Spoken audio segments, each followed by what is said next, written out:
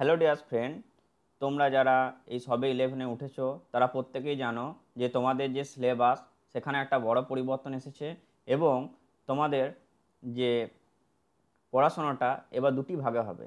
একটা হচ্ছে first semester, একটা হচ্ছে সেকেন্ড সেমিস্টার। তাহলে কি তোমাদের দাদা দিদিরা যেরকম আগে সারা বছর পড়ার পর একটাই পরীক্ষা দিত, কিন্তু তোমাদের ক্ষেত্রে সেটা আর হবে না। তোমাদেরকে একটা পরীক্ষা দিতে হবে ফার্স্ট সেমিস্টার, সেটা হয়তো সেপ্টেম্বর মাস নাগাদ হবে এবং সেকেন্ড সেমিস্টার যেটা হবে সেটা হয়তো মার্চের মধ্যে কমপ্লিট হয়ে যাবে। তাই কলেজে যেইভাবে সেমিস্টার সিস্টেমে পড়াশোনা হয় সেইভাবে কিন্তু এখন থেকে 11-12-এও সেমিস্টার সিস্টেমেই পড়াশোনা হবে। তাই ওয়েস্ট বেঙ্গল যে কাউন্সিল বা পর্ষদ তারা একটা সিলেবাসেরও একটা বড় পরিবর্তন এনেছে। ফার্স্ট সেমিস্টারে কী কী থাকবে এবং সেকেন্ড সেমিস্টারে কী কী থাকবে, এবং তারা এটাও বলেছে যে ফার্স্ট সেমিস্টারটা কিন্তু হবে এমসিকিউ বা শর্ট কোশ্চেন, এখানে কিন্তু বড় কোশ্চেন কিছু থাকবে না। তাহলে আমাদেরকে কি করতে হবে, এই এমসিকিউ বা শর্ট যেগুলো আছে তার জন্য কিন্তু বই খুঁটিয়ে খুঁটিয়ে পড়তে হবে। তাই আমরা বই ধরে প্রতিটা চ্যাপ্টার একদম ডিটেলসে পড়ব। এবং এই যে প্রথমে যে ওয়েস্ট বেঙ্গল বোর্ড যে আমাদেরকে সিলেবাসটা প্রোভাইড করেছে সেই সিলেবাসটা আমরা আগে প্রথমে জেনে নেব। তোমরা যারা যারা এই সিলেবাসটা স্ক্রিনে দেখতে পাচ্ছ এটা পিডিএফ আকারে পেতে চাও, তারা আমাদের ডেসক্রিপশন বক্সে দেওয়া টেলিগ্রাম যে গ্রুপ সেখানে জয়েন হয়ে যাবে। সেখান থেকে তোমরা এই সিলেবাসটা পেয়ে যাবে এবং আমরা ডে বাই ডে যে ক্লাসগুলো করব এবং তার যে নোট পিডিএফ সমস্ত কিছুই আমরা কিন্তু ওই টেলিগ্রাম গ্রুপেই প্রোভাইড করব। তাই তোমরা টেলিগ্রাম গ্রুপে অবশ্যই জয়েন হয়ে যাবে এবং এই যে ইউটিউব চ্যানেল এটাকে সাবস্ক্রাইব করে রাখবে। তাহলে তোমরা প্রতিদিন একটার পর একটা টপিক অনুসারে ক্লাস পাবে। এছাড়াও তোমাদের যে এমসিকিউগুলো রয়েছে সেগুলোও সলভ করানো হবে, প্রতিটা বিষয়ই ডিটেলসে আলোচনা করা হবে। তাহলে প্রথমেই দেখা যাক কি সিলেবাস রয়েছে। দেখো,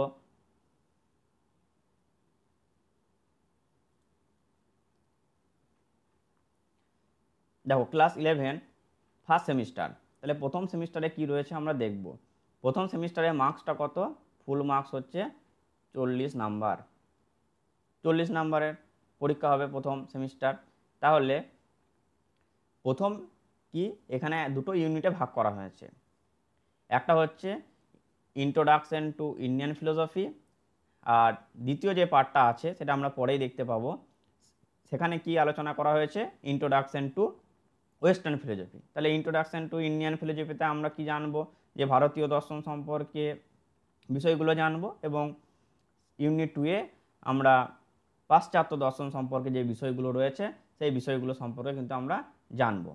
তাহলে এবার ফার্স্ট ইউনিটের মধ্যে ইন্ট্রোডাকশন টু ইন্ডিয়ান ফিলোসফির মধ্যে যে ফার্স্ট টপিকটা রয়েছে সেটা হচ্ছে কি, দর্শন শব্দের অর্থ।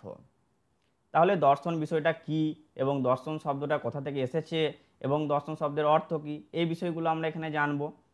এবং এখানে দেখো মার্কস দেওয়া আছে 2 মার্কস, এইভাবে কিন্তু মার্কসগুলো পাশে পাশে দেওয়া আছে।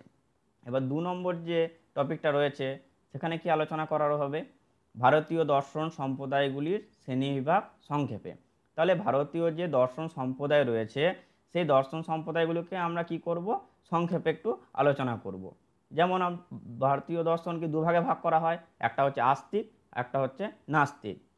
যারা বেদের প্রামাণ্যে বিশ্বাস করেন না তারা হচ্ছে নাস্তিক, এবং যে সম্প্রদায়গুলো বেদের প্রামাণ্যে বিশ্বাস করেন তারা হচ্ছে আস্তিক।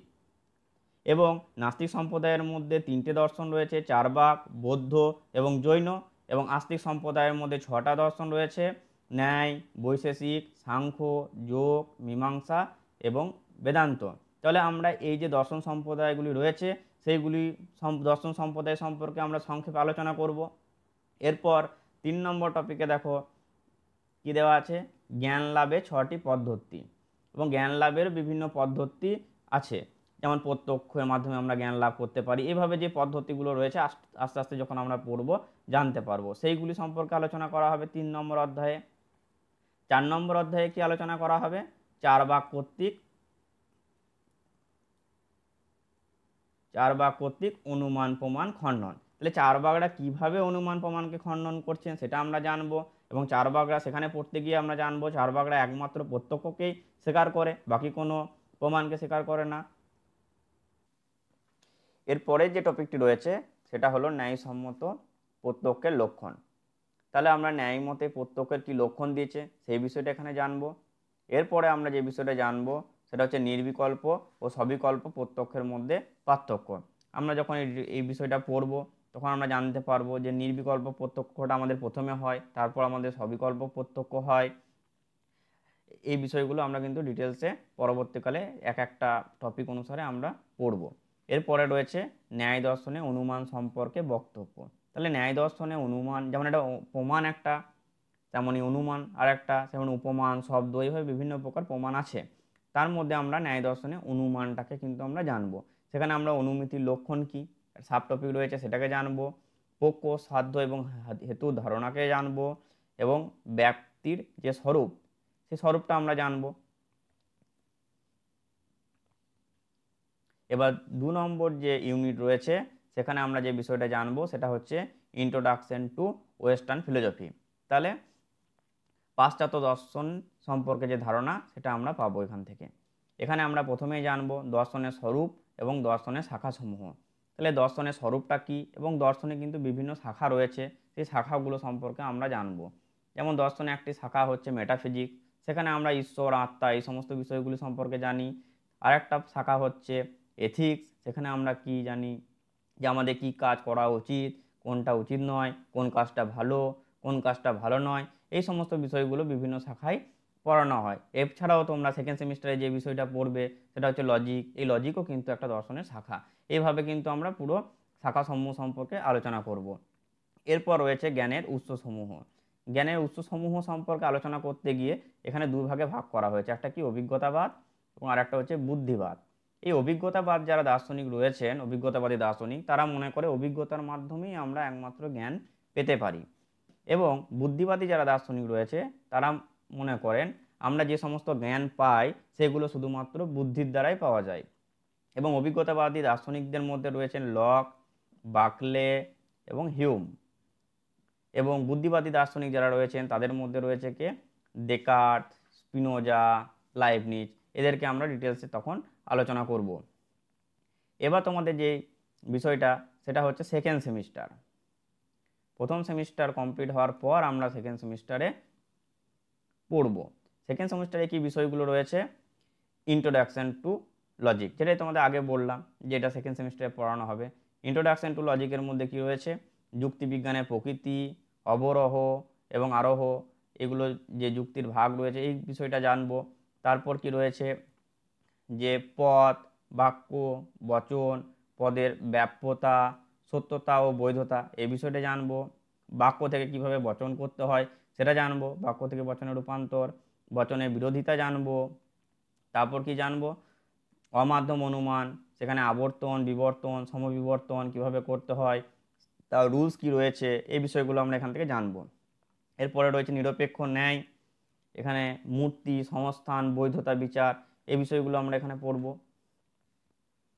তারপর রয়েছে কি যৌগিক যুক্তি, প্রাকল্পিক এবং বৈকল্পিক, এই বিষয়টা পড়ব। তারপর ইউনিট 2 এ রয়েছে ইন্ট্রোডাকশন টু এথিক্স, মানে হচ্ছে নীতিবিদ্যা। তাহলে ভারতীয় নীতিবিদ্যা কি সেটা আমরা জানবো। তার মধ্যে কি রয়েছে পুরুষার্থ, শ্রীমদ্ ভগবদ্ গীতা, নিষ্কাম কর্মের ধারণা পড়ব গীতা থেকে, বৌদ্ধদের অষ্টাঙ্গিক মার্গের ধারণা পড়ব, চারবাকদের সুখবাদ কি সেটা পড়ব, খুবই ইন্টারেস্টিং। চারবাক যেমন বলে যাবজ্জীবেদ সুখম জীবেদ ঋণঙ্কিতা ঘৃতম পিবেদ, তারা কি বলে যে ঋণ করে ঘি খাও, কিন্তু এখানে পরজন্ম বা কোনো মৃত্যুর পর কোনো নরক এসব কোনো কিছু নেই, তাই তারা এই জন্মেই বিশ্বাসী।